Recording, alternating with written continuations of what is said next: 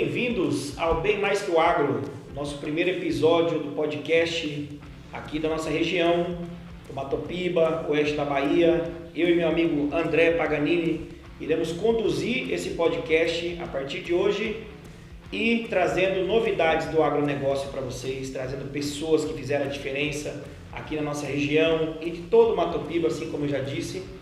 E uma nova ferramenta de comunicação para todos vocês.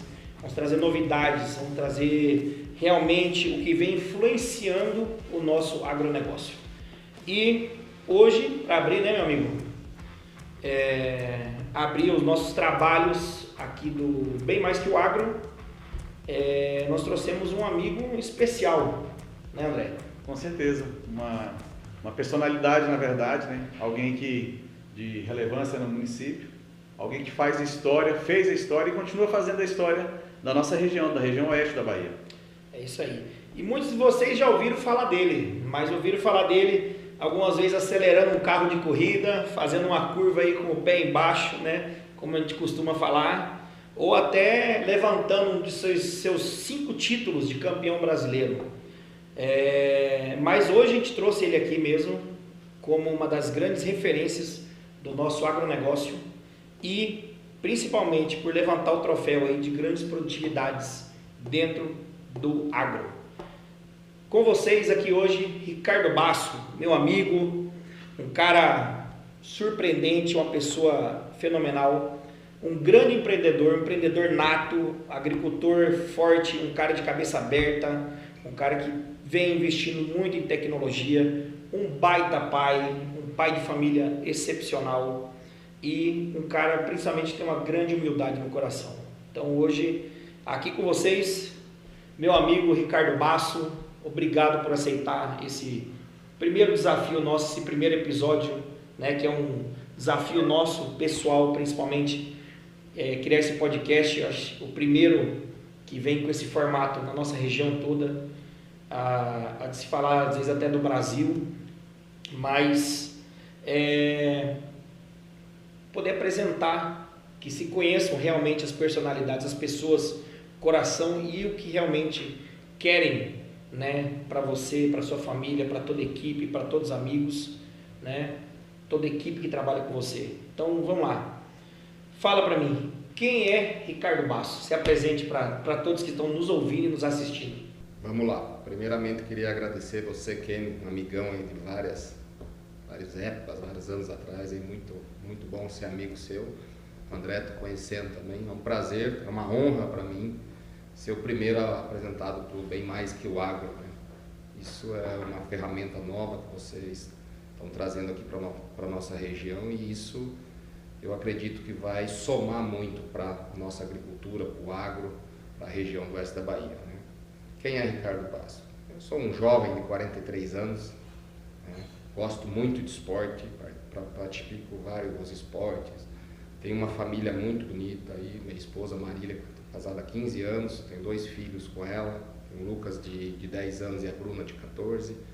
Então assim, a gente está aqui há muitos anos na região, desde 1986, que meu pai e minha mãe vieram para cá, uma região que não tinha nada no começo. Hoje é fácil chegar e falar aqui que a região é muito promissora, né? Mas os pessoal que veio aqui na década de 80, 90 e sofreram muito com a região, não tinha estrutura alguma. Então hoje é fácil. Então assim, eu herdei muitas coisas do meu pai, ajudei, somei. Hoje infelizmente meu pai não está aqui. Faz 2 anos e pouco que ele faleceu, faz muita falta e difícil até falar. Mas assim, a gente vem superando, graças a Deus, assim, os negócios vêm dando certo, eu tenho uma irmã que me ajuda muito, minha mãe que está aí, então assim, a família ajuda bastante, né? Então assim, desde o começo foi muito sofrido e tal, hoje está muito bom, a gente vem crescendo, quer crescer mais, então é isso, né? Bom, eu sou cúmplice, né, como eu disse no início, que é um grande amigo meu, e falar do Ricardo, por isso, pela humildade, pela simplicidade e pela pessoa que ele é, André, pela evolução no trabalho, né? A humildade de cara, ela já desponta no semblante dele, né? Quando ele se refere e faz uma menção em relação à sua família, ao seu histórico. Então é muito claro, é muito nítido, que bate um coração, que pulsa um coração. A gente não está olhando só para um homem de negócio, a gente não está olhando só para um empreendedor, a gente não está olhando só para um homem de sucesso, que fez história na Bahia, que tem feito. A gente está olhando para um cara que tem coração, que tem emoção. E a vida não é feita só de grandes homens de negócio. A vida é feita de homens que realmente têm coração para fazer história dentro do seu negócio. Isso, e dentro do negócio, né, tendo coração ou não, tem dias que você tem que tomar decisões, e é sobre essa decisão que eu quero falar. Qual foi a decisão que fez vocês em 1986, como você falou, vocês vinham parar aqui no oeste da Bahia? Conta pra gente. Eu era muito novo nessa época, né? Eu tinha 7 anos, então não entendia nada praticamente, só assim a gente acompanhou. Vi o meu pai vindo para cá com a minha mãe em março de 1986, então isso já passou dos 36 anos, né? Então é uma longa data.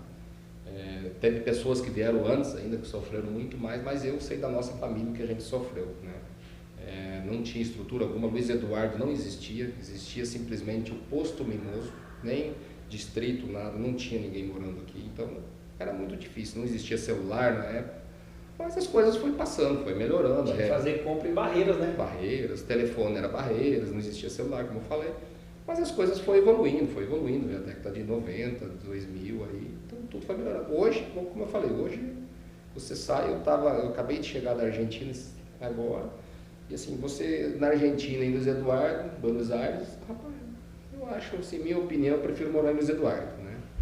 Então, assim, a gente está no meio do agro, a gente gosta do agro e vem crescendo com o agro.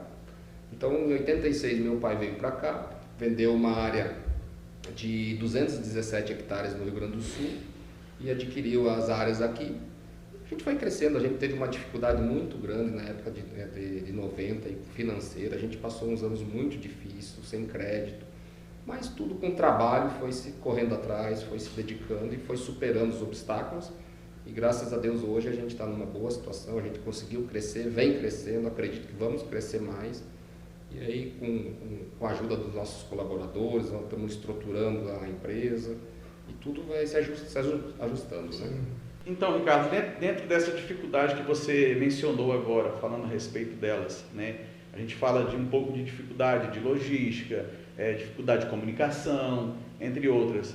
Você observa também que houve dificuldade, alguma coisa que a política poderia ter influenciado, que o Estado... década de 80, 90. Justamente, você acredita que nesse percurso da caminhada, da trajetória, vocês poderiam ter despontado mais ou não houve isso? Com certeza, isso foi fundamental na época de 90, quando meu pai perdeu o crédito, veio a mudança do plano, que entrou o plano real, veio o plano Collor, que foi uma inflação monstruosa. Então a gente perdeu, a gente ficou aí uns 18 anos sem crédito, que a gente não cresceu, a gente ficou estável, parado, sem crédito, trabalhando, sofrendo muito.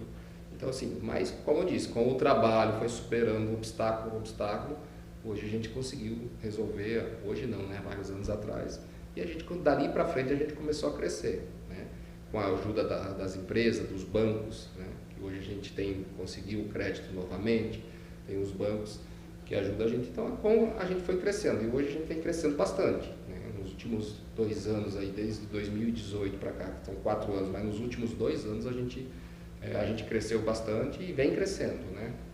Você consegue fazer alguma analogia assim, em relação a crescimento fora de banco? Alguém consegue crescer sem banco? Ou precisa efetivamente de crédito rural para estar se mantendo, para estar crescendo, para estar inovando? O gráfico da evolução é mais rápido, né? É isso que eu ia falar. Você cresce. Eu tenho muitos amigos aqui que não pegam dinheiro em banco, trabalham com dinheiro próprio. Ele cresce, mas muito devagar, ali em torno de 1%, 2%. Perfeito. Então hoje você precisa do dessa banco, ferramenta, você precisa, né, dessa ferramenta, das trade, das empresas que estão aí, para você conseguir evoluir, você cresce muito mais rápido. E com isso também você se organiza melhor, né? A parte ambiental, a parte trabalhista, você precisa, para você gerar um crédito nessas empresas, você precisa estar muito organizado na parte ambiental, que hoje é um dos fundamentos principais, que o pessoal bate, os outros os outros países batem no Brasil, a parte ambiental. Então, assim, o produtor do agro está muito bem organizado nessa parte ambiental. Ele está cuidando, ele não está só destruindo como falam que está destruindo. Isso não é verdade. Mas tem pessoas que gostam de pisar em cima, né? A gente observa, Kenny, que Luiz Eduardo tem algo que é peculiar, é algo diferente das demais regiões do país. Porque Luiz Eduardo é um lugar que há pouco agora completou seus 22 anos de emancipação. E a gente consegue observar dentro desses poucos anos de emancipação, de uma cidade que ela já então toma uma envergadura, né, estrutural, né, de algo que é regulamentado, e ela começa então a tomar proporções gigantescas, porque Luiz Eduardo hoje é referencial nacional de agricultura, de crescimento, né, em todos os âmbitos, todos os sentidos. Então a gente consegue observar que esse crescimento também se deu à mentalidade de parte dos agricultores, de alavancar, como você propriamente falou a respeito de uma das ferramentas que é banco. Então você está sempre aberto, né, para inovação, para mudanças, para tecnologia, para algo novo, para algo que vai impulsionar o crescimento, é isso? Sim, com certeza. Hoje, se você não partir para o lado da tecnologia, você não consegue crescer. Hoje a gente mudou muito, né? Então você tem essa ferramenta e você tem que usar ela. Você usando essa ferramenta, com certeza, em prol do seu negócio, que no meu caso é a agricultura, o agro, você vai conseguir superar vários obstáculos. Então você precisa dessas ferramentas, são várias que existem hoje, eu poderia citar várias aqui, né? Parte de máquinas, você tem telemetria, hoje você consegue acompanhar uma máquina em tempo integral no seu celular, você consegue rastrear as máquinas. Tem as empresas hoje trazendo inovações de biotecnologia, então, com isso a produção aumentou. Então você precisa dessas ferramentas, e quem não acompanhar isso vai ficando para trás. É uma coisa que tem que ser acompanhada, né? E falando em tecnologia, eu comentei até um pouco antes de começar aqui, a gente vem fazendo um feedback, trocando uma ideia. Eu comentei que teve um ano que o Ricardo influenciou muito até a minha pessoa. Foi o ano de 2015. Foi um ano que a gente entrou na agricultura, só que o Ricardo veio de 2014, se não me engano, quando ele tomou uma decisão tecnológica para a questão das áreas dele. Todo mundo sabe que o Ricardo trabalha muito com irrigação e aquela questão do trabalho, retrabalho, água em abundância, que a gente sabe que apesar do problema da evapotranspiração e outros fatores, você não tem até a água, às vezes até adequada como é uma chuva, né? Depende da época. Mas o Ricardo tinha muitos problemas de compactação e até de problemas biológicos, acho que de solo você tinha, questão na sua fazenda. E ele resolveu tomar uma atitude, ele contrariou muitas pessoas, né? Eu quero deixar bem claro isso. Além da assessoria muito boa que você sempre teve, né? A gente não vai citar nomes aqui, mas são pessoas do nosso convívio e pessoas que dedicaram muito tempo para você. Mas você contrariou pessoas até no Brasil aí, você vê palestras e quando você participava de congressos e tudo mais, você vê algumas coisas falando diferente do que foi feito. Você resolveu tomar uma ação drástica na fazenda e você entrou com tecnologia, né? Você tentou fazer um perfil de solo mais fundo, uma grade que ninguém estava usando, trator penando para puxar, virando, recalcareando. Você refez todo o perfil, você começou a trabalhar dobrado com questão de massa verde, de palhada. E eu queria que você falasse um pouco disso aí para a gente, né? Porque a agricultura, no ponto de vista nosso, do bem mais que o agro, é mostrar que não é questão de contrariar, mas é questão de ter fundamentos de quem está vivenciando aquela situação, aquela área. Você não dá consultoria, você tem as suas áreas e você conhece cada metro dela. Então a questão não é contrariar, é realmente tomar a decisão e fazer com que ela seja correta. Então fale isso um pouco para o pessoal aí. Eu fico muito feliz assim, porque eu não sou agrônomo, não formei agrônomo, mas desde os 7 anos eu estou trabalhando na agricultura com meu pai, né? Então assim, a gente vem aprendendo como a terra, para você produzir você tem que colocar, você não vai tirar nada do solo se você não colocar, né? Então assim, nesses anos que passou, a gente viu que a produção aqui no oeste da Bahia era muito ruim, o solo aqui do oeste da Bahia ele é muito pobre, você tem que colocar para tirar. E eu tenho um exemplo aqui que eu sempre acompanhei desde o começo, o Ademar Marçal, que ele está numa região um pouco mais crítica de chuva e ele sempre produziu bem. Por quê? Porque ele fazia perfil de solo. Então assim, eu fui evoluindo e o pessoal jogava um pouco calcário, um pouco fósforo, perfil raso. Eu falei, não, eu vou fazer diferente. E graças a Deus deu certo, vem dando certo. Eu fico muito feliz que eu vejo hoje muita gente copiando ou aperfeiçoando mais ainda, que ainda é melhor. E eu acho que tem muito a melhorar ainda, isso não para por aí. Então assim, a gente começou a abrir áreas com 10, 15 toneladas de calcário, entendeu? No perfil de 50 centímetros de fundura, não a 10, 20 centímetros, a 50 centímetros de fundura. O fósforo, a gente começou com 2 toneladas, 3 toneladas por hectare, a 50 centímetros de fundura. Então, igual o Kenny falou, com uma grade de 42 polegadas, porque não existia maior, hoje já existe grade com maior.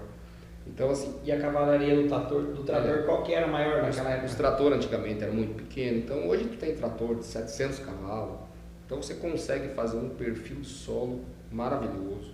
Aí você vem fazendo palhada em cima, né? Fazendo matéria orgânica, que é uma coisa importantíssima hoje, não se planta mais hoje sem matéria orgânica, sem palhada. Só que não adianta você ter palhada, se você só tiver palhada e não tiver perfil de solo profundo, não vai resolver, você vai colher pouco. Então, antigamente a gente colhia 10, 20 sacos por hectare de soja. Hoje, assim, 80 sacos. Hoje, se você falar que você está colhendo 60 sacos de soja no sequeiro, você é incompetente. A não ser que seja teve uma frustração de safra, né? Mas hoje é normal 80 sacos, 90 sacos, 100 sacos, talhão de 114 sacos. Se eu não me engano, quem ganhou o SESB esse ano foi um amigo meu, o João Borges. Isso. Com 114 sacos, se não me falha a memória. Então, olha que coisa mais bonita, né? 114 sacos de soja no sequeiro, no oeste da Bahia, que é uma terra pobre. Então, assim, a barreira a gente não sabe onde é o fim.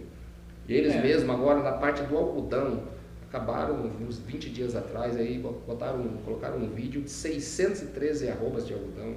Isso é fantástico. Não é média da fazenda, não é média do lote, mas teve produção. Pode chegar lá. Pode chegar lá. Qual é que é a média hoje do algodão do oeste da Bahia? É 300, 320, 350 arrobas. Nesse caso, a tecnologia nunca vai ser cara, sempre vai ser barato, em detrimento da produtividade do que ela te dá de retorno. Então assim, eu tenho uns amigos, que igual o Kenny falou, eu corro de autocross, é um esporte que eu gosto muito, que eu venho, graças a Deus, corro com sucesso.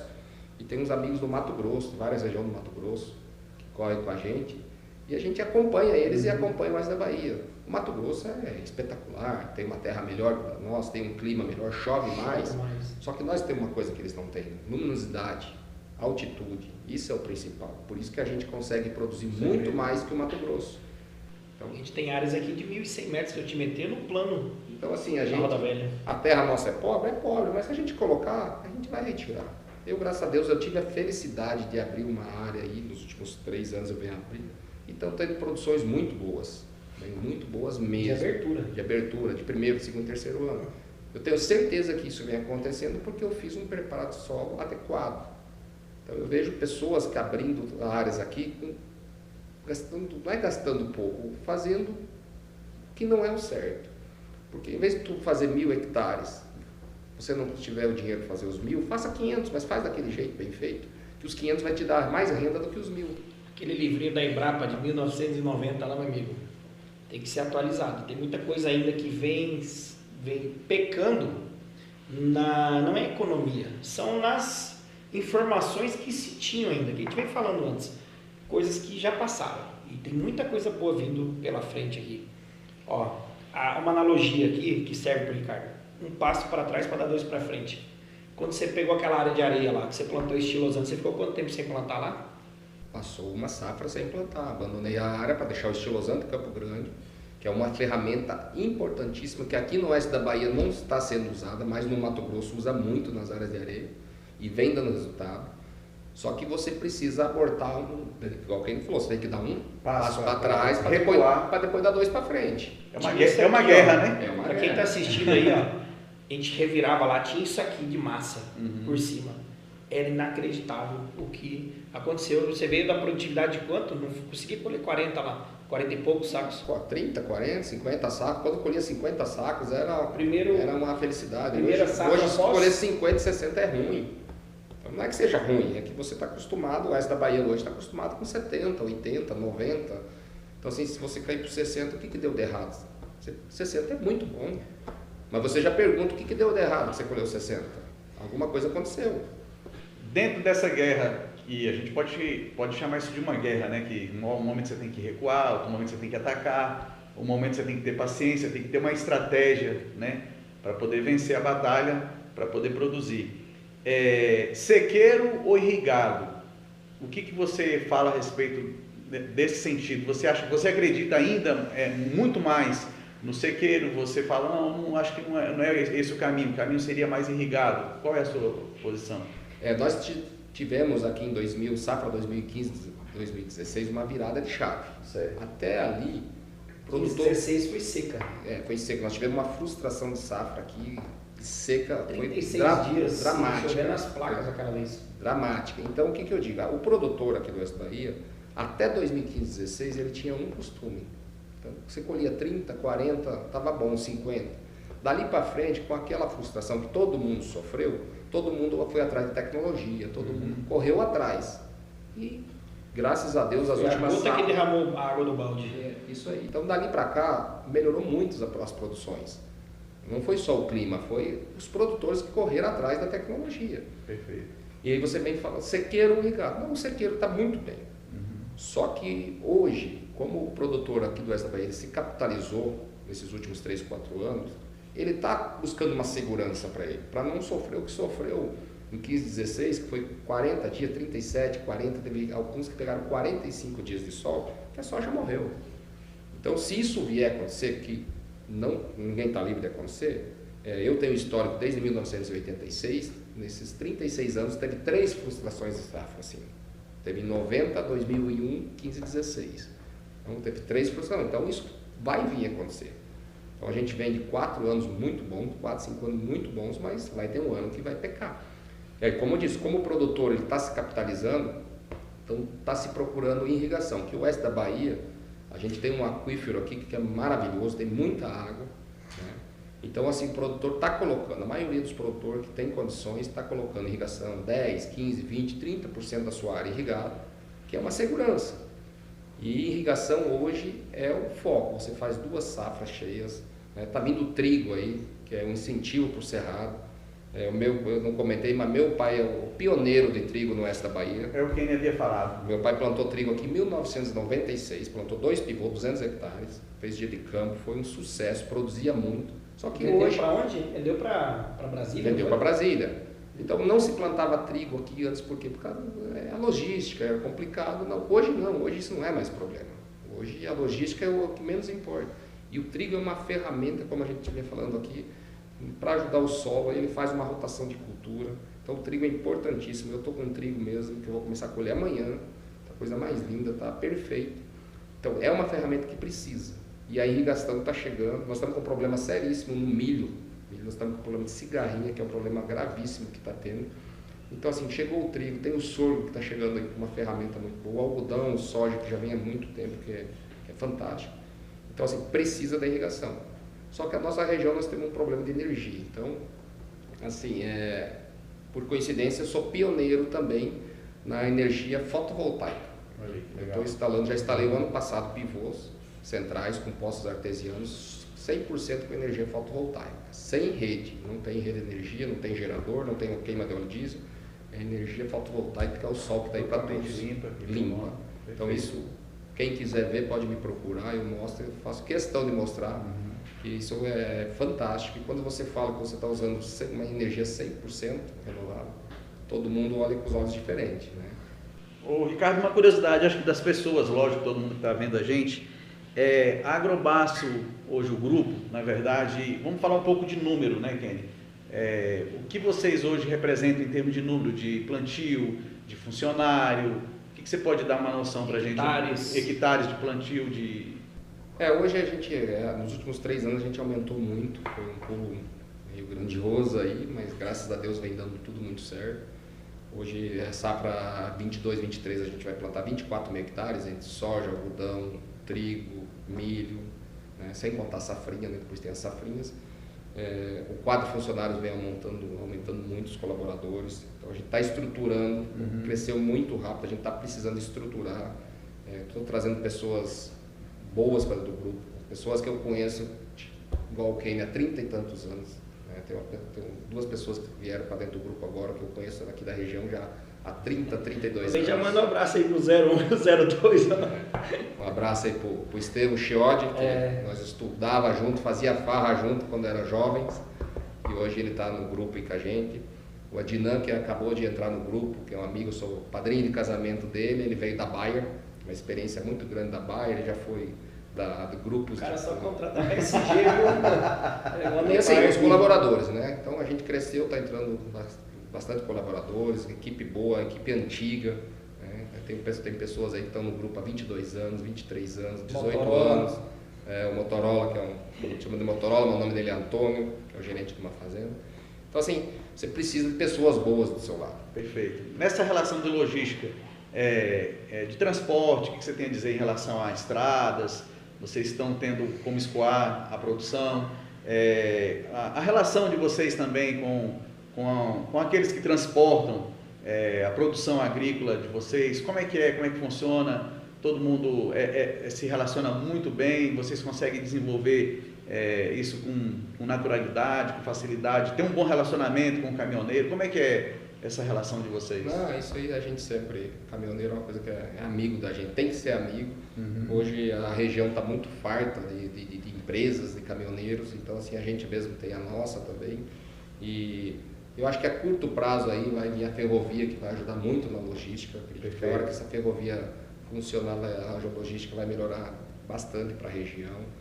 De estrada, você falou, a gente tem um programa aí da IBA com a ABAPA, com o Fundeagro, que a ABAPA tem uma patrulha que ela está asfaltando as estradas vicinais. O último relatório que eu vi estava projetado 940 quilômetros de estradas vicinais, já estava projetado, com quase 200 quilômetros. Tem fila de espera, já tem quase 200 quilômetros já prontos. Então, assim, a ABAPA está fazendo um belo trabalho, a ABAPA está fazendo um belo trabalho nisso aí, na estrutura da região, né? E isso precisa. Então, isso está melhorando muito a logística das fazendas. Né? Perfeito. Bom, vamos partir para um lado um pouco mais polêmico aqui agora. Certo. Acho que se eu estiver no meio de uma roda e não tiver um pouco de polêmica, acho que não. Mas é um fato que a gente vem discutindo sempre muito e que a gente tem que falar. Né? Você comentou antes sobre o meio ambiente, você tem que estar em dia e tudo mais. Só que eu queria perguntar para você, que vivencia muito mais, a intensidade que você vivencia o agro e a questão ambiental é muito maior do que hoje, vamos dizer assim, no posto que eu vivo, né? Que é numa questão municipal. Você tem uma questão bem forte que você tem que ter um alinhamento muito concreto com essa questão do meio ambiente. Como que a gente faz para o brasileiro, principalmente o brasileiro? Eu não quero saber o que o pessoal da Alemanha, da Rússia, Estados Unidos, eu não quero saber o que eles pensam. Eu tenho que saber o Brasil. Como eu faço o brasileiro entender que o agro não está aqui para devastar, para acabar. A gente tem números, tem comprovado, tem mais satélite que mostra que o agronegócio hoje ocupa uma pequena faixa. Como fazer para eles entenderem que vocês são as pessoas que mais preservam, mais conservam? Isso é incrível, né? Hoje você vai nas fazendas, você vê o pessoal preservando as nascentes de água, né? Arrumando, fazendo canalização de água nas estradas para não dar erosão. E o povo povo não, né? Algumas pessoas que ficam criticando, né? Que querem ver o agro ir para trás. Mas elas comem o quê? Comem vento, que o agro está aí para produzir, o agro não está devastando. Eu tenho um exemplo aqui na frente de uma fazenda nossa, aqui todo ano o pessoal coloca fogo na beira da estrada.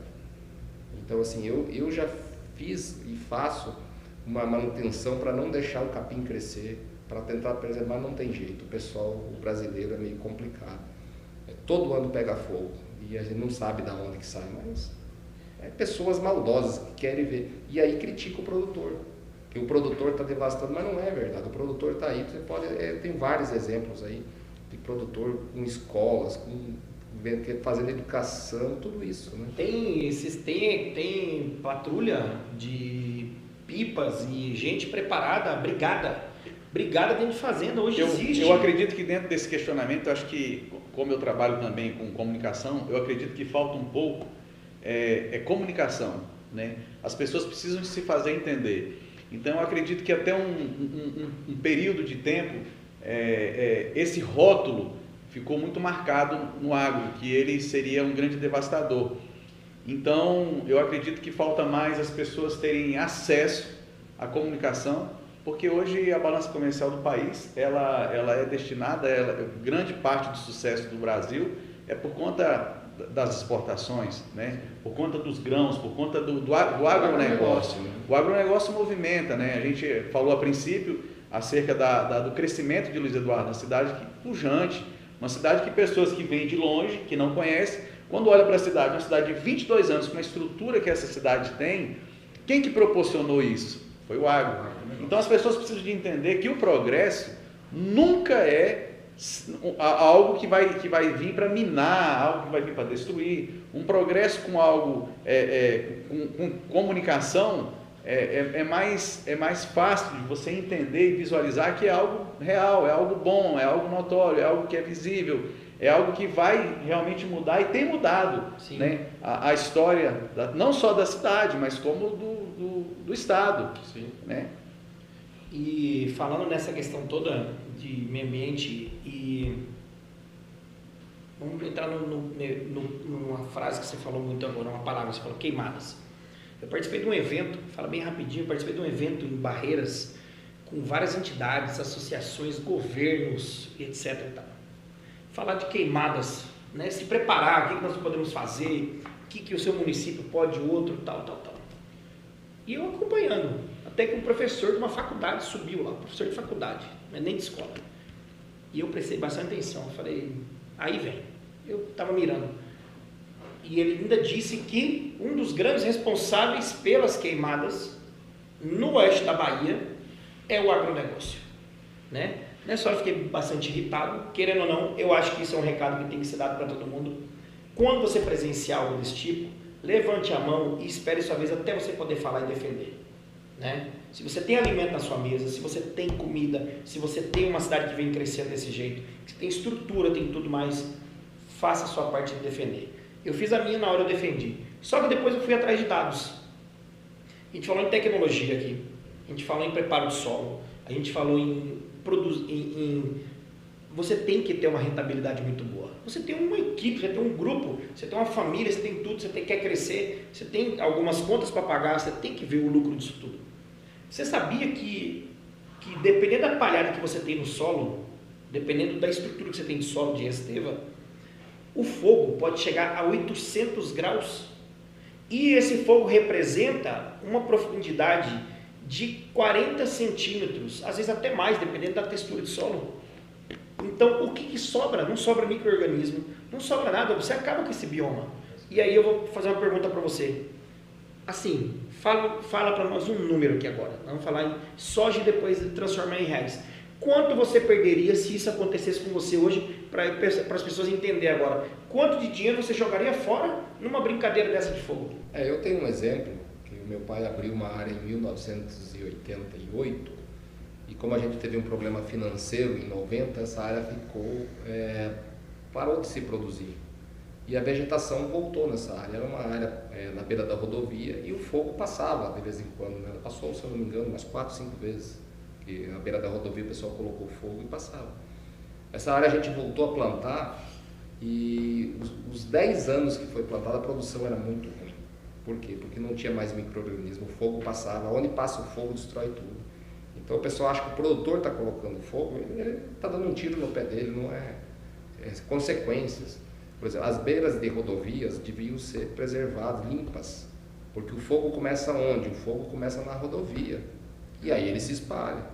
Então, assim, as rodovias, a área do DENIT está sempre limpa, né?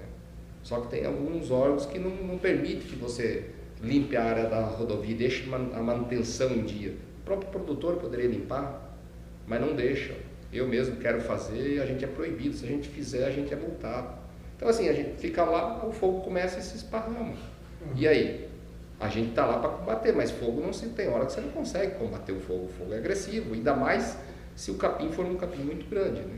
Daí, então, vai um recado para os nossos amigos, para quem das áreas urbanas da cidade, para quem trafega nessa região, né? Muito cuidado com bituca de cigarro. Por exemplo, a gente tem a nossa rodovia aqui, que é uma rodovia aqui de Brasília e Salvador, que passa muitas pessoas.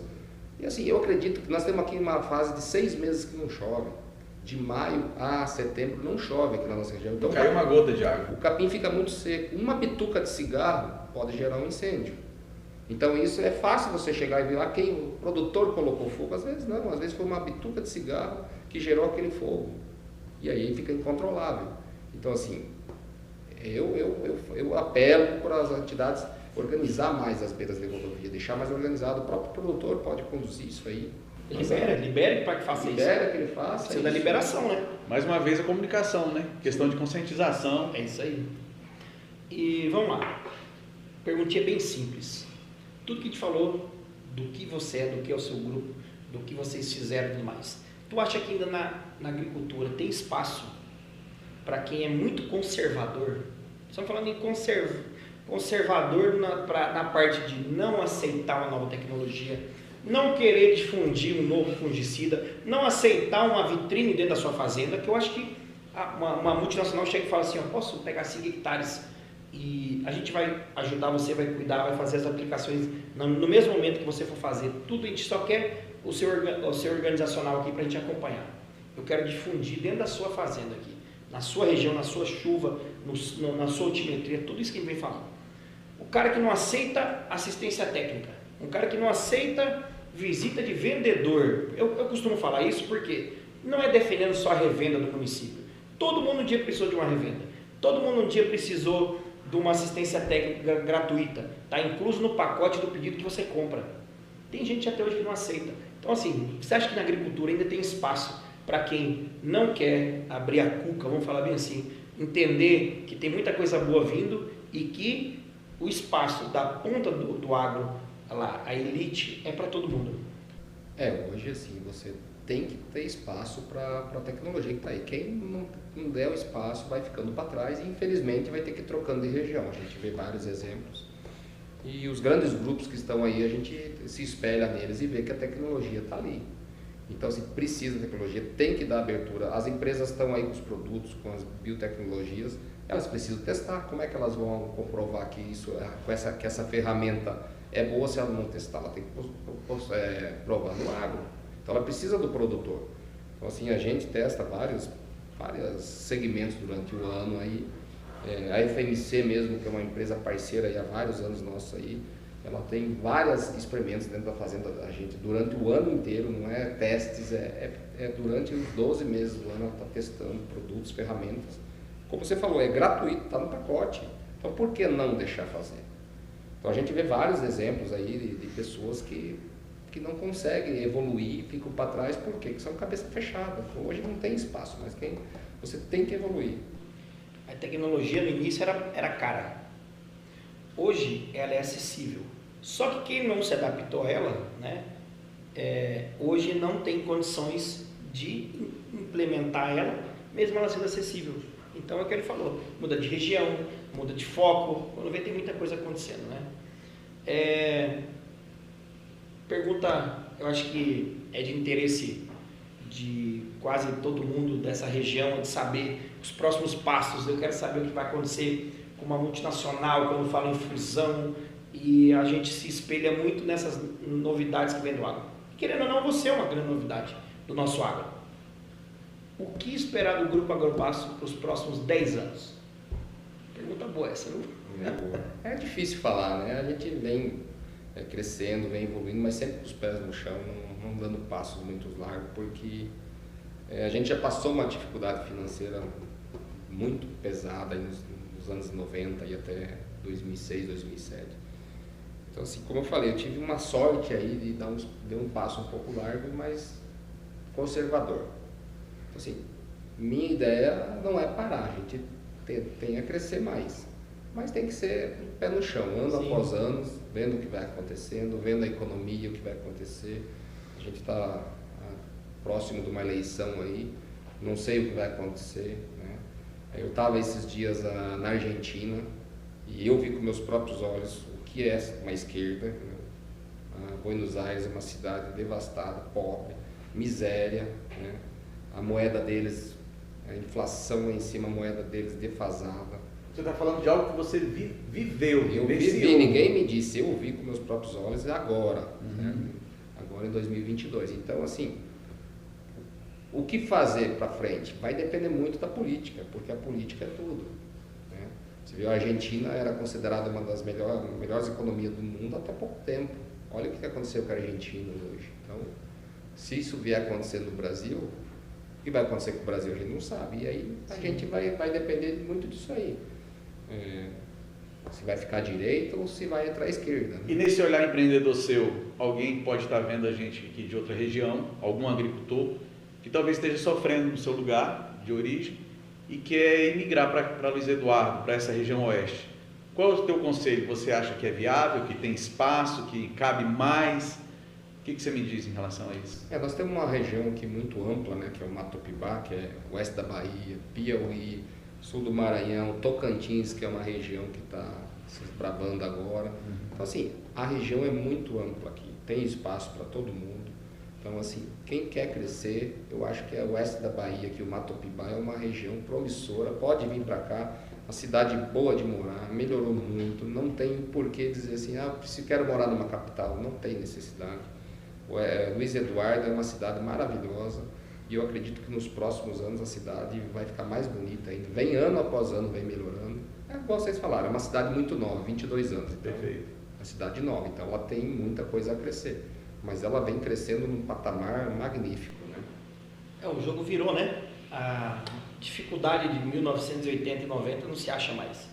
Hoje você tem uma ferramenta mais fácil, você tem um compêndio na sua mão, você tem mar satélite, você está ali no meio da roça, você está sabendo tudo que você precisa hoje fazer. Você tem informação instantânea do que você quiser, né? Há pouco ele tem um aplicativo no celular dele que ele me mostrou aqui antes da gente começar, que ele está acompanhando o maquinário dele, caminhão, máquinas, em tempo real, visível no celular, aonde ela se encontra nesse momento. Hoje você com um telefone, com um tablet, aí você acompanha todo o seu negócio. Hoje você trabalha no celular, né? Hoje você trabalha, você tem todos os aplicativos, você tem telemetria de máquina, você acompanha, rastreia as máquinas, rastreia caminhão, se você quiser fazer. Então hoje a informação está aí, a tecnologia está aí, tem que ser usada. Quem não usar, fica para trás. Né? Bom, eu brinquei com você antes de entrar ali, que eu tinha uma última pergunta, né? Que eu sempre vou deixar uma pergunta final aí. A gente sempre conversa, faz uma troca de informações no início, mas a última pergunta que eu tenho para fazer para você é a seguinte. Sabendo da sua história, sabendo de tudo, como começou, agora cada pessoa que assistir aqui, nos escutar, vou entender um pouco mais o que é a Agrobasso, o que é o Ricardo Basso, né? O que é a sua pessoa. Mas eu vou te dar 4 nomes aqui agora, para você fazer uma correlação para mim. A gente falando em história, passado, presente, futuro e sucessão familiar. Iris Olímpio Basso, Iris Ricardo Basso, Bruna Basso e Lucas Basso, né? Quando eu falo Iris Ricardo, que é você, já incluo aqui a Marília, que é uma grande pessoa, um grande abraço para a Marília, que é a sua força dia a dia. Mas eu quero uma correlação agora, desses 4 nomes, de tudo que vocês passaram e o que vai ser daqui para frente, porque você está preparando eles para toda essa grandiosidade. Hoje a gente participa aí de vários eventos e a maioria fala sucessão familiar, né? Isso é a coisa mais importante. Várias empresas não têm sucessor, né? Estava conversando com um amigo meu esses dias aqui, um diretor de banco, e ele me deu exemplos da nossa região, da sucessão familiar. Tem pouco sucessor aqui, muito pouco sucessor. O pessoal tem que melhorar a sucessão familiar, né? Eu, graças a Deus, nós tivemos, igual para o meu pai, a gente veio do sul, tivemos problemas, mas a gente foi sempre muito unido e ele me preparou. Meu pai me preparou para ser o sucessor dele. E graças a Deus eu consegui. Está aí o resultado hoje. Consegui evoluir. Se ele não tivesse me preparado, eu não estaria preparado para fazer o que a gente está fazendo. E o exemplo é o que eu quero fazer com meus filhos. Meu filho, o Lucas tem 10 anos, a Bruna tem 14. O Lucas já está dentro do negócio, desde os 6 anos ele já está trabalhando. O pessoal vê ele colhendo com uma colhedeira, com a tecnologia. Ele dá aula. O pessoal entra na colhedeira e dá aula da tecnologia, o que uma colhedeira pode fazer. ele sabe toda a eletrônica, porque hoje tudo é eletrônica.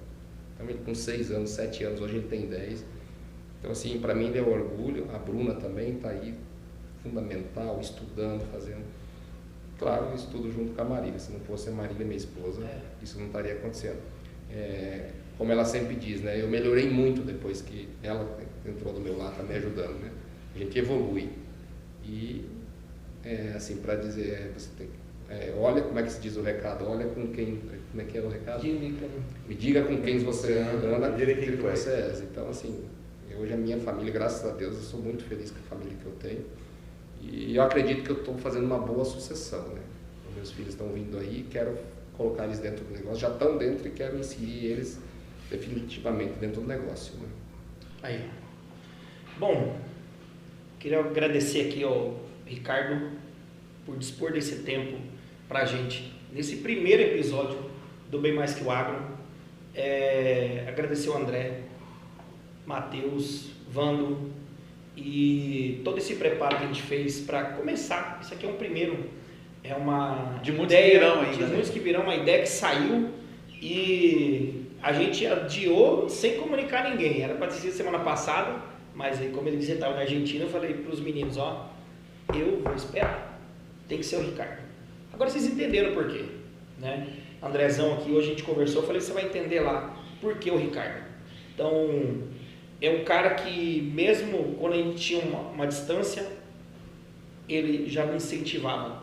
Ele me mostrou algumas coisas. Eu tinha um amigo em comum que vivia lá dentro, que era o Gauchinho. E o Gauchinho vivia lá dentro comigo também, na outra área. Então, o que acontecia? Começava a ter troca de informações e as coisas começam a acontecer. O agro é isso, o agro é compartilhar informações. Isso que ele contou, que já foi, o que ele passou. Para você chegar no sucesso no agro, você não precisa passar pelas mesmas coisas, né? E uma coisa que eu acho muito bonito no agronegócio é que o agricultor ele não tem inveja um do outro. Ele compartilha as informações. O que é bom para mim, eu quero que seja bom para você. Se eu produzir mais, eu vou dizer o porquê que eu produzi. Se você achar que é certo, você vai fazer. Crescer junto. Então, assim, como eu disse, eu participo no esporte que é o autocross, que eu rodo o Brasil inteiro e tenho amigos em vários estados e a gente aprende muito com a informação é instantânea e você traz para dentro do seu currículo, isso é importante, você traz para dentro do seu negócio essas informações e você vai ver se é bom ou não é bom para você, né? Só lembrando que eu tive o privilégio, a oportunidade de ouvir pela primeira vez o nome dele como esportista, né? Eu cheguei aí em Luiz Eduardo mais ou menos no meados de 2010 e aí Lucas, que é o meu filho, mais novo, que narrava as corridas da narrava gente, as corridas, lá na IBA, e ele gritava, gritando lá, Kenny Henk, vem ele, e vem Ricardo Massa, e aí tá chegando a última volta. O cara que levava o filho, que era de menor, para narrar as nossas corridas, era esse cara aqui, ó. Olha como é que o mundo dá volta. O esporte é importante, né? Nós temos na nossa cidade, o automobilismo é muito forte, né? Eu falo com o nosso prefeito aí, com o Juninho Marabá, para incentivar, porque a nossa cidade é referência no Brasil de esportista da modalidade. E tem que dar um olho especial ao esporte, seja qual a modalidade que for, porque o esporte te leva só para coisas boas, né? Te tira de qualquer coisa ruim, então precisa do esporte. E eu venho brincando aí, competindo aí desde 2004, graças a Deus tá alavancando. Tá alavancando aí, né? Tem uma sala aí cheia de troféu para todo mundo acompanhar. Agora, o que está alavancando mais? É a corrida, os troféus, é a agricultura? Mas ele é competitivo em tudo. É competitivo em tudo. É a soma, né? É a soma de tudo, né? O esporte é uma coisa fundamental, assim. Eu gosto muito de correr na rua, então, assim, você tem que praticar esporte, seja qual esporte. O cara que é dedicado a uma coisa só, não. Verdade. O que ele pega para fazer, ele faz bem feito. Verdade. Eu também queria agradecer ao Kenny e ao André, porque é um orgulho para mim ser o primeiro entrevistado. Tenho certeza que esse podcast aqui vai ser um sucesso, vocês vão ter sucesso, isso vai ser muito bom para a região, com certeza, porque vai trazer informações. Então, assim, é igual eu falei, a gente soma, né? Perfeito. Tira de um de outro, você vai somando para você, né? E vai ser uma coisa boa, até para finalizar, comentar um pouco mais de novo para o pessoal. A gente quer sentar um dia numa mesa aqui com um cara igual você, mas com mais 2 chefes de oficina de empresas distintas para falar sobre revisão. A gente quer falar sobre o problema, tanto o problema que a gente já teve com diesel, filtro, quanto ficou mais caro isso. a gente fala em pneu, né? Hoje a gente fala, se você pegar a Pirelli, né? A gente pode falar em marcas aqui, a Pirelli tem um pneu que tem um composto que tem soja no meio. Então, bicho, tudo é agro, né? Eu recebi uma pergunta na caixinha de perguntas lá do Instagram, da curiosidade, uma curiosidade do agro. Muita gente aqui não sabe que as embalagens devolvidas por vocês, todos, que é 100% devolvida, a maioria delas vira hoje conduíte de parte elétrica. Então a sua casa hoje tem produtos que vieram do agro. Reciclado do agro. A embalagem que dizem que descarta de forma errada, todas elas viram recicláveis. As pessoas querem fazer alguma pergunta, algum questionamento, quem? É isso, a partir de agora está aberto o nosso link da nossa bio, né, do Instagram, no YouTube também, sugestões de entrevistados de um próximo episódio, perguntas, né? A gente vai começar a divulgar um pouco antes o próximo convidado, para que vocês joguem as perguntas de vocês, o que vocês querem saber da pessoa, qual é a dúvida, a gente vai colocar o tema, o que a gente vai fazer a relação da próxima entrevista e agradecer muito a Deus por esse momento. Perfeito. Né? Que a gente está iniciando um novo projeto de vida, que é levar o que é o nosso município. Nosso município é agro. O agro fez isso aqui tudo. Teve pessoas que geriram, teve pessoas que vieram e foram embora, e teve pessoas que criaram suas raízes aqui. Isso aqui é agro. E a gente quer levar essa boa notícia, a gente vai quebrar paradigmas aqui e pode ter certeza que até umas boas brigas a gente vai procurar aí, viu? Então, agradeço, obrigado a todos, obrigado Andrezão. Obrigado a você. Obrigado Ricardo. Obrigado, eu que agradeço a vocês. Prazer. É um prazer. Feliz de te conhecer mais a fundo agora, né? Se eu pude ajudar um pouco, somar um pouco, fico feliz por isso. A sua história complementa a vida de todo mundo dessa cidade. Obrigado pelo que a sua família toda fez por todos nós desse município. Valeu, pessoal. Obrigado. Um abraço.